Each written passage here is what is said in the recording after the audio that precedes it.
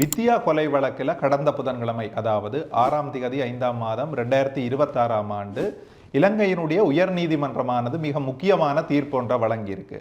வித்தியா கொலை வழக்குன்றது 2015 ஆண்டு இலங்கையில் வடமாகாணத்தில் யாழ்ப்பாணம் மாவட்டத்தில் புங்குடுதீவு பகுதியில் இடம்பெற்ற ஒரு துயரச் சம்பவம். பாடசாலை மாணவியான வித்தியா கூட்டு பாலியல் பலாத்காரம் செய்யப்பட்டு இறுதியிலே கொலை செய்யப்பட்டார். அது தொடர்பாக 2015 ஆண்டு யாழ் மாவட்டத்திலேயும் வடக்கு கிழக்கு பகுதியிலேயும் ஏன் இலங்கை பூராகவும் மிகப்பெரிய கண்டன ஆர்ப்பாட்டங்களும் நீதிக்கான ஆர்ப்பாட்டங்களும் இடம்பெற்றது. இந்த வித்தியா வழக்கின் ஆரம்பகட்ட நடவடிக்கைகள் ஊர்காவற்துறை நீதவான் நீதிமன்றத்தில் நடைபெற்று பின்னர் யாழ் மேல் நீதிமன்றிலே இந்த வழக்கு எடுத்துக் கொள்ளப்பட்டது. 3 மேல் நீதிமன்ற நீதிபதிகள் உள்ளடங்கிய ஒரு ட்ரையல் அட் பார் தீர்ப்பாயம் ஊடாக இந்த வழக்கு விசாரணை யாழ்ப்பாணத்திலே இடம்பெற்றது. அந்த கொலை வழக்கில் குற்றஞ்சாட்டப்பட்ட சந்தேக நபர்கள்ல குறிப்பாக 7 சந்தேக நபர்களுக்கு கூட்டு பாலியல் பலாத்காரம் செய்தமை மற்றும் கொலை குற்றத்திற்கான தண்டனையாக உயர்ந்தபட்ச தண்டனையான மரண தண்டனை விதித்து தீர்ப்பளிக்கப்பட்டது. வித்தியா கொலை வழக்கிலே குற்றம் சாட்டப்பட்ட